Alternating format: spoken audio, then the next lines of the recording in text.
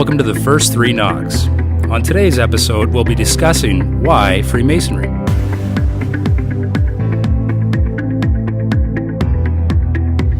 You're listening to the First Three Knocks, a Masonic podcast in the District of York, where we discuss topics for the betterment of Masonry. The opinions discussed in this podcast are those of the individual and do not represent the views of Grand Lodge or any other Masonic body. Now, here are your hosts. Hi everyone, welcome to the first three knocks. I'm your co-host, Worshipful Brother Burt. I'm the current sitting master at the Rising Sun Lodge in Aurora. And my name is Brother Gino. I'm currently the senior deacon, also from the Rising Sun in Aurora. And we'd like to introduce our talented producer, Brother Stephen Sprott. I don't know about talented, but I'll make it through the show for you guys. My name's Stephen Sprott, as Burt said, and I am an entered apprentice at Zero Datha in Uxbridge. So, brethren, we brought this podcast together for the betterment of Masonry in York District, to encourage, to have a platform to discuss Masonic topics, interview special guests, and really create a connection for the brethren of the district and beyond. Today's topic, we're talking about why Freemasonry. Brother Scovio, what compelled you to join Freemasonry? Well, it's a fun story, actually. Again, as I've said to many before, I don't think I have any members in my family who are Freemasons. And when I moved to Aurora many years ago, visiting our farmers market, which is actually just across the street from our temple here, I saw a sign that said, "Come on in." It was, I think, a Doors Open event in August. And I had my daughter in tow. And I tried to convince her it was in a church, and we were coming in and just checking the building out. And I told her it'd only take 5 minutes, although it cost me a few brownies and a couple of muffins. But we came on in. I was kind of shadowing and listening to some of the other visitors that were here. And at the time, Scott Rickman and Bruce Bellows, brothers in the district, were the two guys that were the hosts. And I was just a shadow of this woman, kind of learning and hearing, and just my jaw was dropped. I was just like, wow. I kind of felt it was weird because I'd never, again, knew anything about Masonry. It connected. I felt like I was home. It was really weird. So it was about 2 hours later of having my daughter sit there with that boring old face I'm sure on. She was happy. Oh, yeah. Well, again, she'd gone through her brownies, so all that fun sugar had dissipated and she was crashing. And I turned to Brother Scott Rickman and I said, so what do you have to do to become a Mason? And that's how my journey started. He just said, all you got to do is ask. And from that point, he took my information, and I guess, well, I don't know, what you could say is the career started a few months later, and I'm still just scratching the surface, but enjoying every single moment that I've become a Mason. How about yourself? Well, it's an interesting story for me. It started in Calgary, actually. We were living out west at the time, my wife and my daughter. And in Calgary, there is a place called Heritage Park. And at Heritage Park is sort of an old western town. In that town, they had a Masonic lodge set up. Of course, they had all the old merchants and everything. And I had seen the symbols before, and I always kind of wondered, what is that for? Why do I always see those in every town? And so I sort of sauntered up the stairs, and there was a brother there, of course, who was available. And I just started asking him some questions. You know, what is this all about? Why Freemasonry? What do you guys do here?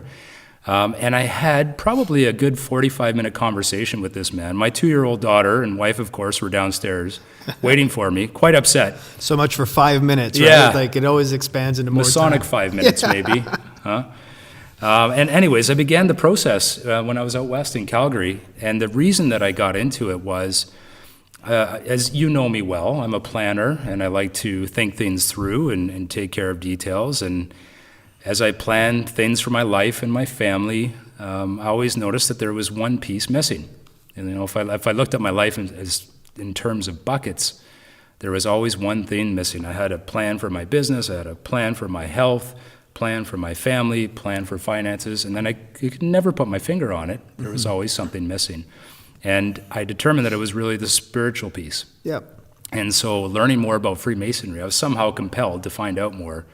That was really my way of satisfying the spiritual need. That's that I such a had. great point, because again, when I look back now, and it's been 4 or 5 years, I think that's exactly what drew me. I mean, I'm not a history buff, but I certainly love the history that comes with Freemasonry and a lot of these old buildings, the architecture and all that fun stuff. But I was also missing that piece. Again, I tried to be a good Catholic boy or something and get to church on Sundays, but life gets in the way and whatnot. So I was always missing that piece of, as you mentioned, spirituality. And Masonry certainly hit the nail on the head for me, because it was a perfect in-between of what I was missing and what I kind of needed at that particular time. And being new to the area, it was also a way to meet new friends and lifetime brothers now. Yeah. So you said it right, and I didn't even think of that until you just spoke of it. Yeah, spirituality is really a special piece of it. And I think it maybe makes sense to ask Brother Steve Sprott here what his experience has been being one of the newer members of the craft. Yeah, I mean, I was actually interested in Masonry from a pretty young age. I think I was probably 4th or 5th grade, and my friend from school asked me if I wanted to come along with him to a dinner that his dad's club was having. It was a Dad's club. Yeah, it was Dad's club, and he asked me if I wanted to come along. He explained that it was the Masons. I had never heard of them before, and he kind of described more about what the Masons were. He didn't really know too much, but it just caught my attention right off the bat. Just it was this secret club, and they had secret handshakes, and only people with the secret handshakes could get in. And so I was really intrigued from a young age. I actually didn't end up going to the dinner for some reason. I was busy that night, and I never really talked about Masonry again with my friend. But it was always just something that was in my head. And I always recognized the symbol, and anytime I drove into a town, I would always look out for that square and compass on the township sign, and I was just always really interested in it. And I didn't really have any affiliation, just like Gino. I didn't have any family members that were living. I had some great grandparents that were Masons, but I didn't know them or affiliate with anyone that was a Mason, so I didn't really know too much about it. And I guess as I got older, my parents had a friend, and it was a family friend who's been in Masonry for about 40 years now. And I always looked over and I always saw his ring, but I was always too nervous to ask him about it. I didn't know if I was allowed to ask or if I should ask, if it was impolite to ask. So I never brought it up. And every time I saw him, I always wanted to ask him about his ring, and it just, it never happened. I guess later in life, actually only about a year ago, I finally got the nerve to ask him about it. And I always thought that you had to be asked, and I always wanted kind of a way to get in, but I always thought you had to be asked. And I really didn't know any Masons that were too close to me and someone that would ask me. But I did bring up the conversation with this family friend, and he had a wealth of knowledge to share with me, and he provided a ton of knowledge. And at the end of it, I said, well, how can I become a Mason? It was the exact same thing. The magic question, right? All you have to do is ask. Yep. So I asked him, can you put me in contact with someone from the lodge nearby? And he did. He put me in touch with Brother Don Kemble, and Don and the current secretary Emilio ended up being my sponsors, and we met at Tim Hortons. And but going back to your question, why I got, what piqued my interest, it was really the mysticism behind it, and belonging to this organization. And everyone that I had met, I went through high school and college wanting to be a police officer, and I met a lot of police officers that were Masons, and they were all very kind and very helpful on my path trying to become a police officer. And I just thought that was the type of person a Mason was. Just a kind person that was community oriented, and that was kind of along the lines of my values too. I did a lot of charity work, volunteer work, and I still do. And it was just along the same lines as my values and morals. So got involved with Don and Emilio. We sat down at a Tim Hortons, and they kind of answered any questions I had. And They asked me a few questions, and it just seemed like the right fit. So. Brilliant. Well, it has been the right fit for you. Absolutely. Yeah, it That's a seems to be. great I mean, lodge that I've you only joined. joined. When was it? January 21st, and it's April 2nd now. So it's only been a few months, and I've been You've had a busy Masonic career. Yeah, I've been to a lot of events, and I've been sucked right into it, and I do really enjoy it. I love it. It's what I expected, and also a lot of parts that I didn't expect that I've really learned to enjoy so far. So it's been really great. And you're just an EA right now. I am. You've I'm got still- a lot yeah. of travels to go. Yeah. And if you're enjoying it this much, I could just imagine years from now when one day we'll be able to, if you're headed to the east, call you the worshipful sir. We may have this interview again and see what Yeah. your Yeah, thoughts see are what's then, changed right? in your Everything was perspective. wrong. Yeah, that'd be neat. Yeah. I was lucky enough on my greet that actually Burt and Scott Rickman were the two fellas who met me for coffee to answer any further questions. And I remember that night. I don't know if you remember it, Burt, Yeah, I but do. I think, again, we were just asking so many questions and talking, and it was like about an hour in. And I said again, well, how do you become a... And Scott said, I've been waiting for you to ask that question The one for the question you first didn't 5 ask. minutes. And so here you go. This is how you be a Mason. Fill this out and Yeah. we'll call you. And so again, I get, again, what was drawn, or at least what I drew from it was the whole fact of, wait a minute. So this, and I got the air quotes going right now, this secret society is opening their doors. I mean, and their That's not what it sign said is on the out internet. front. And yeah, like what? It doesn't make sense.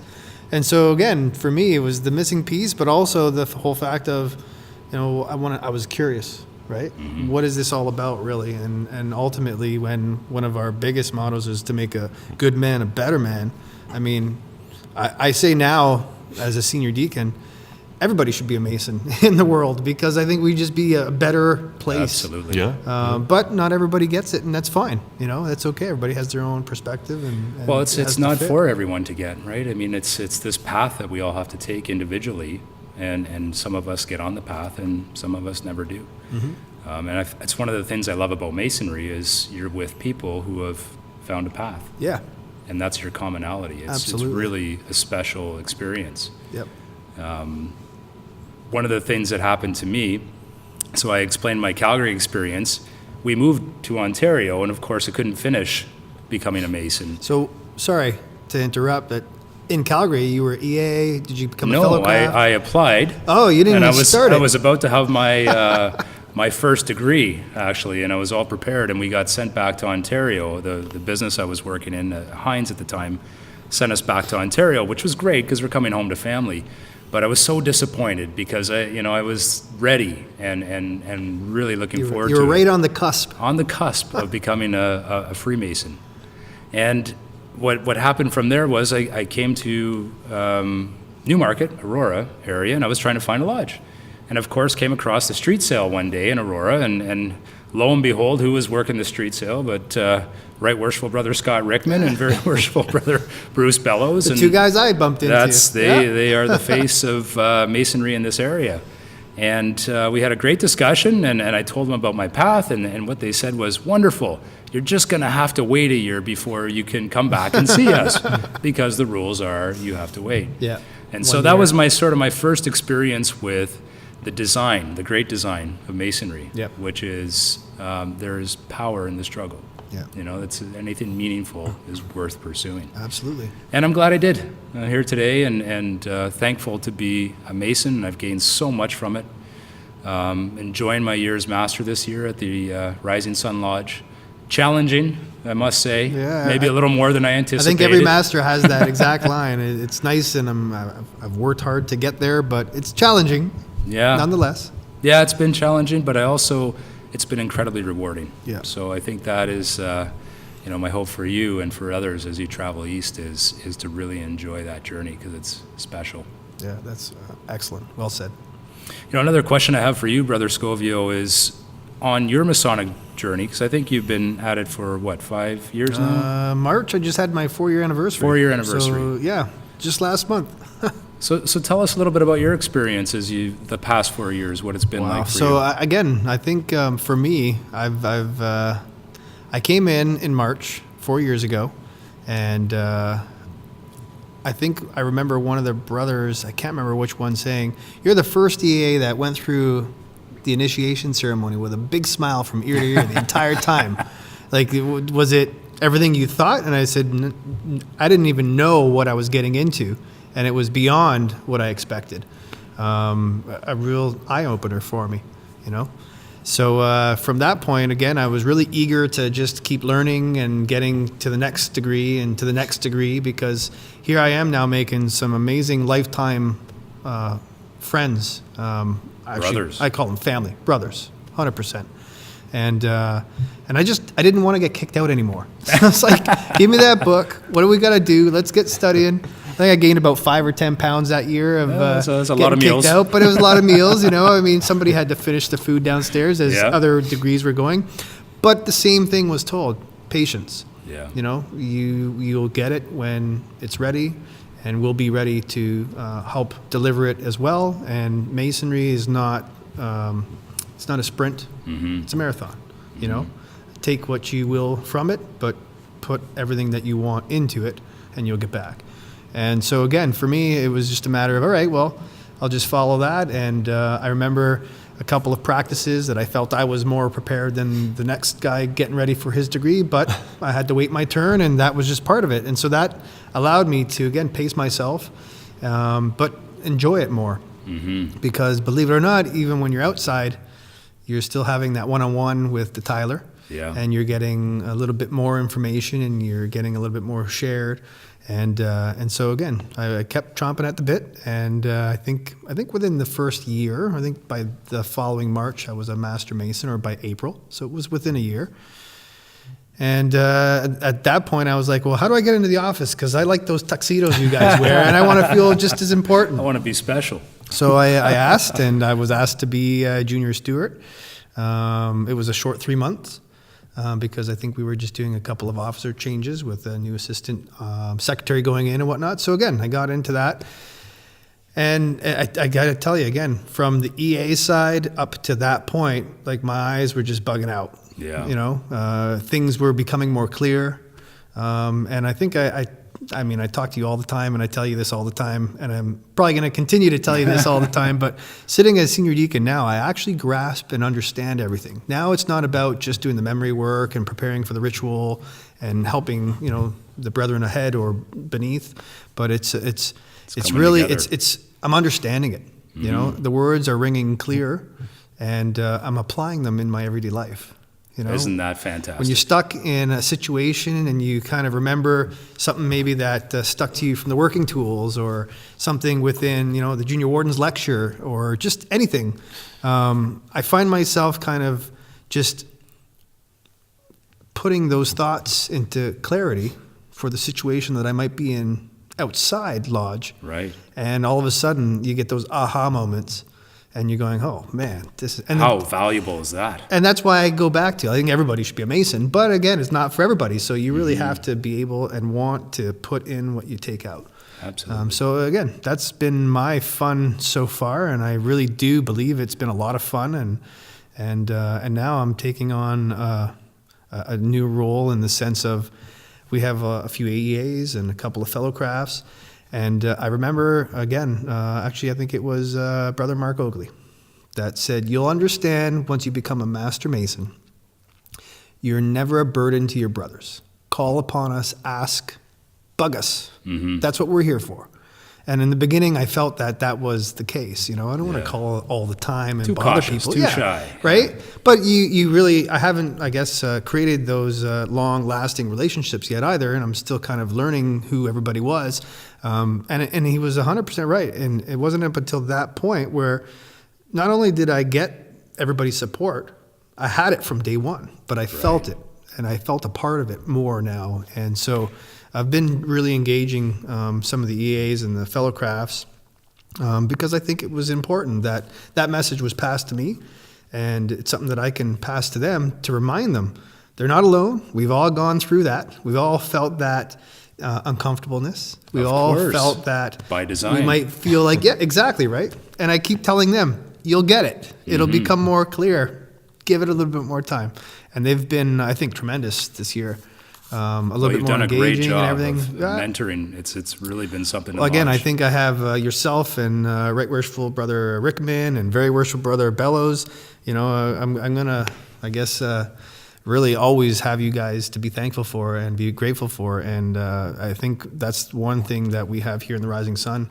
And I know there's a lot of lodges that have the same, because that's what Masonry is all about. We are truly there for each other, no matter when and no matter how. Mm-hmm. And I think, again, it's been a lot of fun sharing that and still growing with it. Excellent. Yeah. I think going back to what you were saying about even putting in the time, being a new entered apprentice, I'm doing all the reading right now and the work for my second degree. And I mean, taking that time to really understand what you're reading is so important. I probably could have been done and could have had my second degree by now, but taking the time to understand what you're actually reading and not just memorizing the words on the page, I think is really important too. In between that time, I've read a few books and I've been doing more research online about the history, and I think it's really important not to rush those things and kind of learn what you're reading about and what you're going to be kind of presenting within the lodge, and I think that's part of the experience as well. So. That's an excellent point. And I think Brother Scovio, you said it really well, where it came back to you later on in your life. And to me, this is the true Masonic experience, is all those connections, all those dots. They're not clear at the time, and they're not supposed to be clear, but it's supposed to be reflection and thinking and action. And it comes back to you at the strangest places in your life, personal, your business, and it makes it just a brilliant system.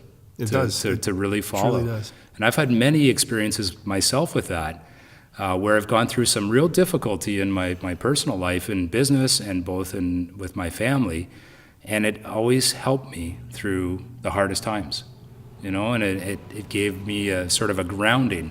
And then I also thought, how would some of the senior brothers view this? What would they think? What would they say to me right now going through this situation? And I can hear their voices, brethren who have passed even, who taught us. So it's really an incredible experience. It is. I was on that quick point. I was telling Steve before we started our first podcast here this night that one of the things I've started doing, because it's just down the street, our first master, Robert Lyon.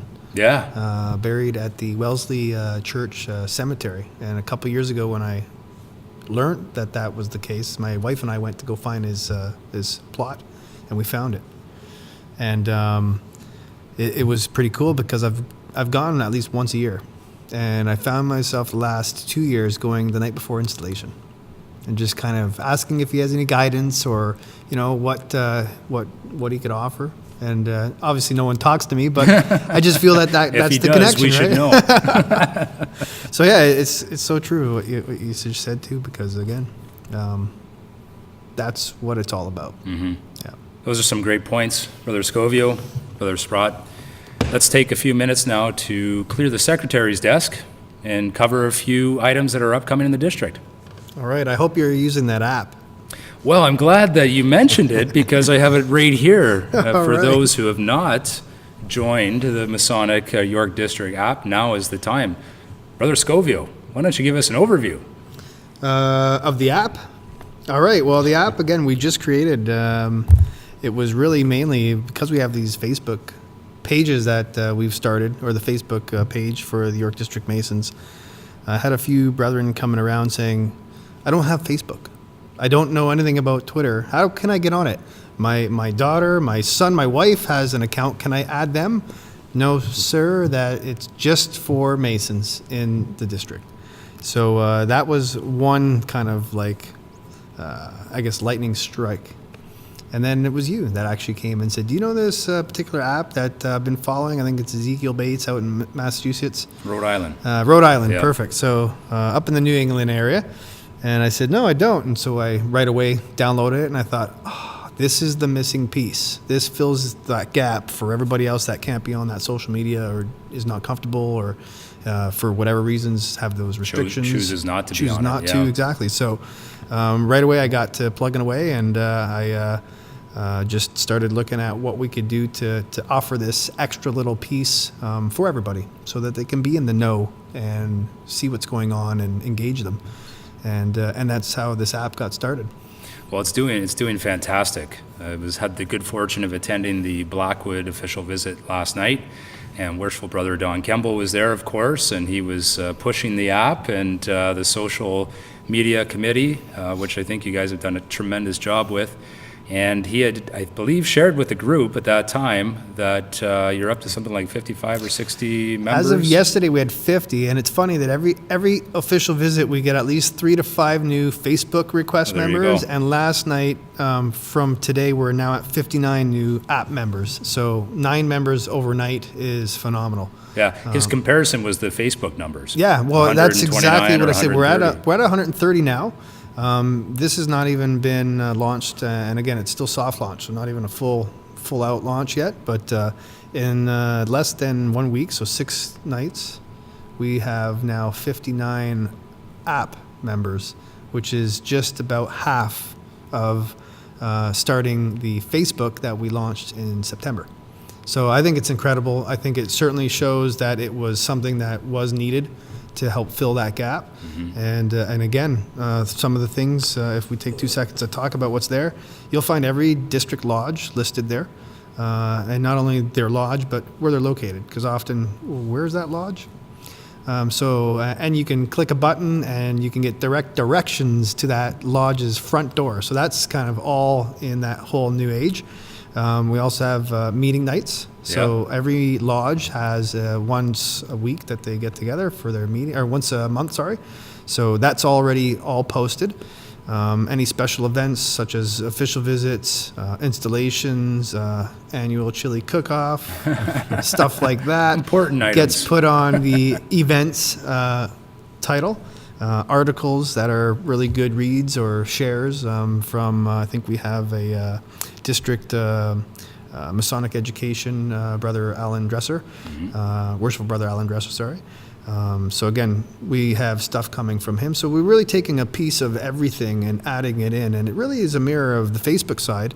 We won't have as much engagement as far as being able to post comments and such. But already in the first night of having the app, I had, I think it was, I can't remember what lodge it was, but somebody had posted their night event, so we had a couple pictures posted. And again, yeah, I've noticed that. There's already some great stuff in the gallery. There's already some content coming in, which is great.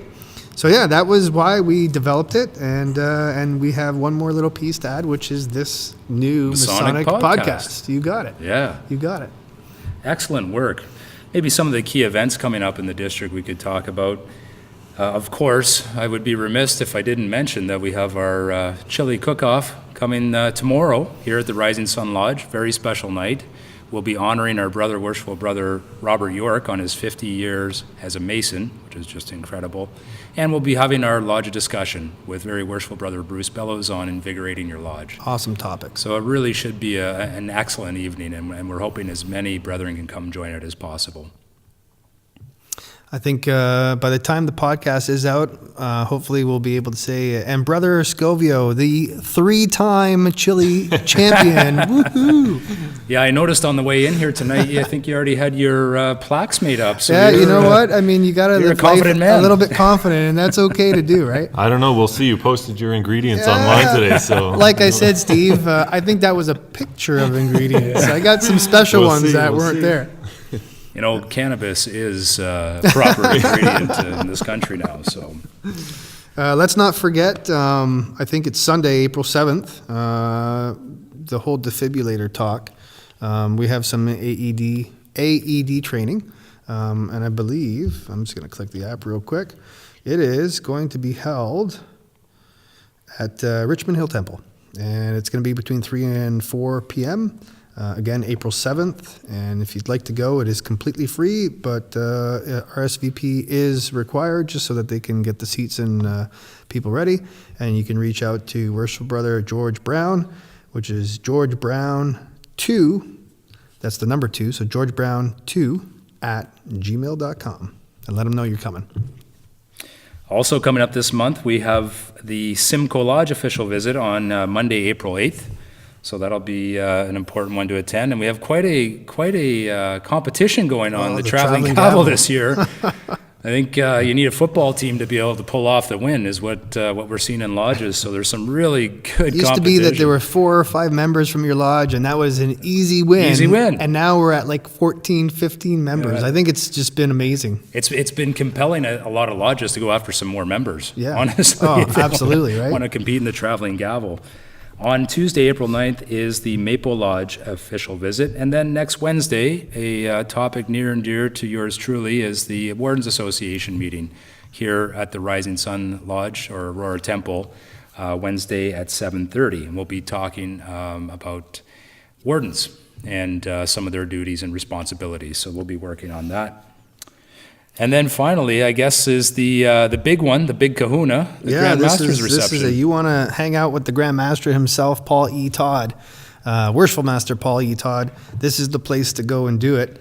I believe tickets are being sold by Right Worshipful Brother Scott Rickman. I'm sure if you get a hold of any of the district fellas, district secretary, even if you got to go through your own secretary, I'm sure they'd be able to help point you in the direction. But it is $70, and it is going to be in Markham. Just trying to find the exact location. The Crystal Fountain Banquet Hall. So again, I've gone a year ago. How's that for and details? Right? I mean, again, this is what the app is. All on the app. All on the app. I went to one of them, and it's a lot of fun. You can dress in your suit or your tuxedo, and I brought my missus, and again, we had a blast last time we went. So highly recommend if you got the time. It's a great event to get out there. Absolutely. You know what I'm really enjoying about this is all three of us have our app out, and we're grabbing all the information. It's probably the easiest way that we've ever pulled together. I think back and laugh a little bit to some of the meetings we've had here at the Rising Sun, pulling paper that we printed, handouts, and here we go. We've got all the information we need right on our fingertips. Well, again, if I could add one little note to that, our district secretary, Worshipful Brother Mike Redman, said, "Gino, you've saved me all my shuffling. All I got to do now is hit that event button, and it lists everything that's coming up and then the weeks to come, and it's awesome." So I better make sure that, one, we get the information out there as soon as possible, but more importantly, that the information is delivered to me as well. So I'll keep up with it as often and as quick as I can, but we'll get it done. That's a great update on the York District app. Let's get back into some conversation now. We've been having a really nice conversation around why Freemasonry and what your experience has been. But one thing I want to do on the podcast is trying to have a little more candid conversation around Freemasonry. And the question I have for you, Brother Scovio, is maybe tell us a little bit about some of the more challenging times being a Mason and the times where you're unsure or maybe a little more negative. That's a tough one. It really is, because and I'm not going to try to, say that I'm having the very best of time, but I truly am enjoying every moment of it, and I really haven't had a lot. However, I guess if I am having a challenge, it really is just trying to find a good balance, and by that I mean, I got to work, I got my family, and I have Masonry, and they're not always in that particular order. I really much like traveling, and I like everything that we're doing here within the district, and so I find myself super busy these days, more so on the Masonic side than I ever have been in the past, and so I'm starting to get a little bit of pullback at home. But I think, again, we got a decent balance with it going on, and just because, again, there will be some weeks or some months where there's a few back-to-back official visits, and part of what we need to do is go out and promote what's going on and get that Facebook out there, now the app out there. And we have a handful of members on the social media committee that we're all passing that message along. But, I also kind of like to be there in person and greet brethren and just share who might be having some problems with trying to find it and get on and whatnot. So that's been a challenge, just, I guess, being away from home a lot. Time. And the time, right? I also have a young child who's a cheerleader, so it's important to find a balance to I would say, pick my battles. Right. Should I drive and pick her up, or should I go to a lodge meeting? This or that. And a back-to-back lodge meeting, or like all of a sudden 5 lodge meetings in 1 week, and I get in a little bit of trouble. Yeah. But again, you just kind of recycle a little bit and come backwards and say, okay, you know what? I appreciate my wife, and I'm not going to cause any ruffles, and so I'll take a step back and kind of approach it when I need to. So again, Right. I pick my battles, try to really get to the important events, and then we take it from there. You raise a really great point and challenge I'm sure most brethren face in some way, shape, or form. And if you think of our Masonic values around apportioning the proper time, that really is the challenge, isn't it? To figure truly that is. out. And there's It no truly answer is. for it. There's no easy recipe to follow. It is difficult. Yep. And it is a challenge. Especially today, because things are in such a fast pace. To try to stay apart and be a part of everything, and work and life, and your relationships and your kids and Masonic careers and all that fun stuff. It really is moving at, I feel like, Mach speeds these days. Yeah. So it's trying to balance it, and some are good at it, some are bad at it. But I think it takes a little bit of a little bit of going through it to find that balance, and then you can just run with it at that point. Isn't that interesting? Yeah. You always have to walk the difficult path. You always have to walk the difficult. Well, nothing in life is easy, right? No. And if it was, what's the point? Right. How about yourself? Have you had any challenge? I mean, you've now Worshipful Master. Yeah, a few things going on. Yeah. Yeah. It's I've had a couple actually in my Masonic career. I mean, I've been a Mason for 9 years now. And early on in my career, I would echo a little bit of your comments at the beginning. I was unsure of myself. I didn't know everybody. I didn't understand. And I was cautious and shy, and that came with a bit of a price as well. And so that kind of led me down a path of, should I be doing this? Am I the right type of person to be doing this? And I really had an introspection on what I was doing in Masonry. And like all things Masonic, it comes in steps and waves, and the dots get connected at the appropriate time. And at the time I was going through that, we had Right Worshipful Brother Doug Hotham here in our lodge, in the Rising Sun Lodge, and he spent a lot of time with me. He maybe recognized that difficulty, and he helped me through it. And I got through that piece, which was great. And I would say even a few years after that, after being a Master Mason and an officer in the chairs, some of the responsibilities of time that you just described also hit me with a young family at home. Yep. Working as an executive and traveling and all these things. And I had a few moments where I thought, I don't think I should be doing this. This isn't the right thing for me to do for my family, for myself. It maybe is selfish, those types of things. But again, as all things Masonic, it passed. Yeah. It passed, and I got involved in a few events and a few projects, and I got a lot of reward from doing that. And so I got past that. And now as a Worshipful Master, of course, there's another chapter of challenge, which is you are on the hook every day. Yep. For all topics. I can't even imagine, the things that you're dealing with now, but yeah. But they're all good. They're all good. It's really interesting to see it from this perspective now. And of course, even, I guess only masters or past masters would understand this, but sitting in that chair, the visual of seeing the lodge and the brethren and being responsible for advancing Masonry in your lodge, it's the most rewarding thing that I've experienced. Awesome. It really is something. Of course, it comes with a ton of challenges that you need to figure out. You need to engage brethren. You need to get support. You need to be a peacemaker. You need to get things done. Yep. So it's the ultimate challenge. I really, really have enjoyed that. But I've gone through my share of difficulty as well, and I suspect all Masons do. Yeah. We all have to go through that. Again, it's been something that's been said time and again, and I'm sure it's going to be continue to be said. It's what you put in is what you're going to get out. And be engaged, or at least try to be engaged. And I think as I'm going to call us a little bit more senior brethren that have been here a little bit, maybe for a few more years, and we now made it to the Master Masons and beyond. I think it's up to us also to do what Right Worshipful Brother Doug Hoffman did.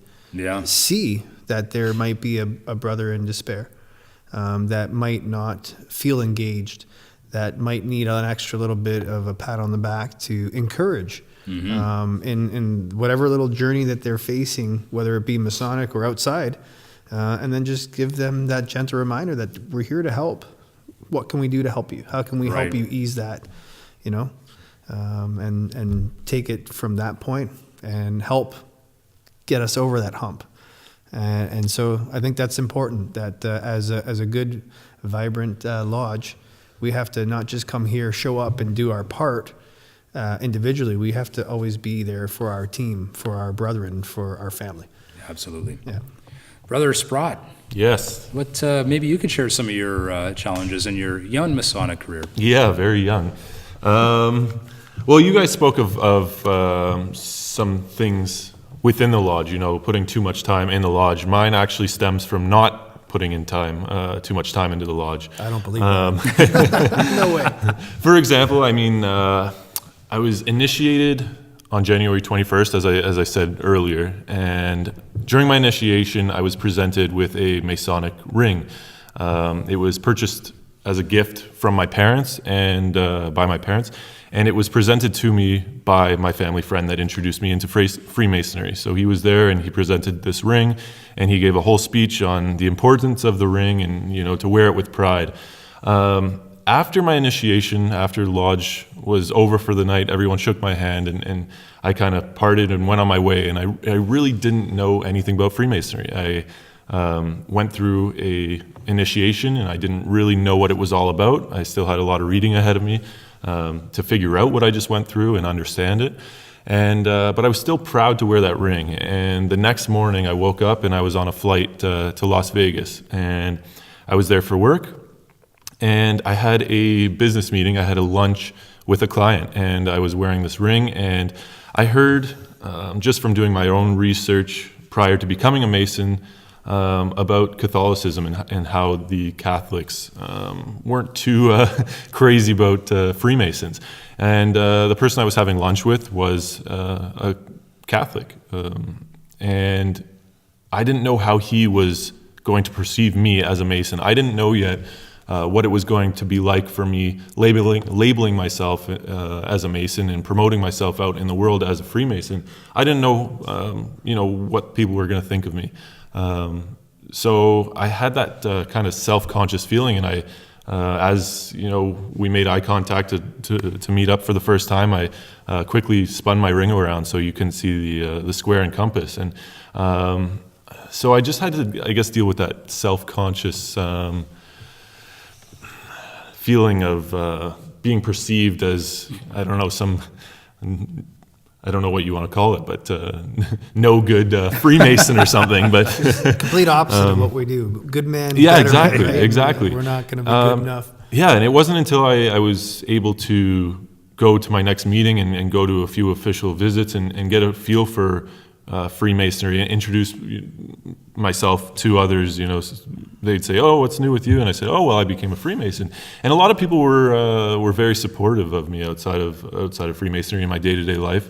They were very supportive of it, and a lot of them had questions, and they were intrigued by it. And I noticed it wasn't too looked down upon as much as I thought it might be.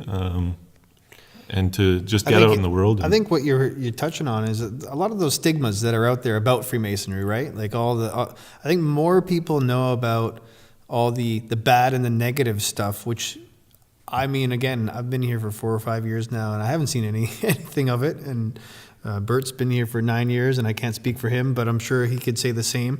And so it really gets where we get that perception out there in the general public, but they're not really educating themselves on what it's really all about. Yeah, right. So I think, I'm a Catholic, and I didn't know about the whole disconnection of Freemasonry and Catholicism, but I've learned about it now as part of the history of it. And I'm also going towards being a Knights Templar, which were the protectors of the Roman Catholic Church at one point. So I always kind of laugh at that aspect, because it's like, wait a minute, one over the other, what doesn't make any sense, right? And I'll tell you, if we do find the Grail, I'll you know where it is. Yeah, well, It's on Oak Island. right there you go. Exactly. Yeah. So I think, again, what you're saying is exactly that, is that I think we're not sure in the beginning of those perceptions that we might have. Now, fast forward 3 years after you, so you're 1 year and I'm now 4. I wear my hat, my shirt, my ring. I'm proud to be a Mason. And not to say that you're not. Again, I like the challenge of the questions that come. And what I've been noticing, especially around Aurora, is people are very engaging when they see the square and compass on my hat, especially when it says Aurora. And then they ask. And then even quicker in the conversation, it's normally a couple of men, and they're like, well, how do you join? Well, you just have to ask. You just have to ask a Mason. And then I normally get their personal information, and I start with that. Yeah. And I'll tell them, hey, you know what? We have dinners at our lodge before we meet. Maybe I'll invite you to the next one. And so I got two strangers off the street who have a bit of interest, who have given me their personal information, who suggest that they want to maybe look into joining the craft, and I'll be inviting them, not to the chili cook-off, mind you, but to a regular meeting, only because it has a different timing of the time we have the dinner. And I think once you get a little bit more into the craft and you become a little bit more comfortable, I think you're going to have that same pride of wearing that ring. Yeah, and I already do. Everywhere, I mean, right? I noticed pretty quickly people were accepting of it, and it wasn't as, I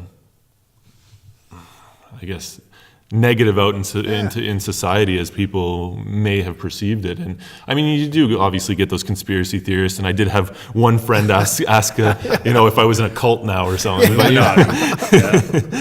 But and that's a good opportunity to strike up a conversation and really Absolutely. and talk about Freemasonry, right? Yeah. And talk about it in a positive light and clear up those misconceptions. So Yeah, and invite them to one of your social events. Yeah, And exactly. They can get to kind of see the kind of fellas you're hanging around, and then get a whole different perspective of what they thought it might be by not educating themselves. And now they know a Mason. You know? exactly, yeah. And I'm not a bad guy. And you're not a bad guy, exactly. World domination plans and Exactly, such. yeah. Only the important stuff, Only right? the That's what important only parts. the important stuff. Yeah. I think the Grand Lodge of England did an amazing job on the Netflix huge. special Yeah, that they yeah. put out, Inside Freemasonry. And for those listening, that is a great way to get an overview of Freemasonry. We should be encouraging folks that we meet just to check that out, because that is probably the best reveal of Masonry, certainly that I've ever seen. I thought it was amazing that they even shared some pieces of certain yeah. ritual, which was really now taking those naysayers and taking care of them. Yeah. You know, like identifying what the negative perspective might have been and then just shutting it down. Yeah. And I thought that was just tremendous. It was great. Awesome. It was really well done. Yeah, after I handed in filled out all my paperwork, I had my meeting with Don and Emilio to enter into Freemasonry. The documentary actually just came out, and so I was so perfect excited timing. to get in there and watch it. And I think there were 6 episodes or so, but Yeah. I watched all of them within a day or two. So Stayed up till 6 in the Yeah, morning yeah. watching every episode. Binge watched Yeah. Inside Exactly. Freemasonry. I love it. yeah. Well, that's a great overview, brethren. I think we'll stop it there for this podcast and carry on to our next topic. We very excited to announce that we will be having a special guest in our next podcast, which will be Right Worshipful Brother Scott D. Rickman, District Deputy Grand Master of York District, will be joining us, and we'll be talking about some of the challenges in the district and some of the places that we're going, from where we've been to where we're going, all the things that he's faced in his year as DDGM, and knowing Right Worshipful Scott Rickman, he'll be very candid with us, I'm sure, and we'll learn a lot.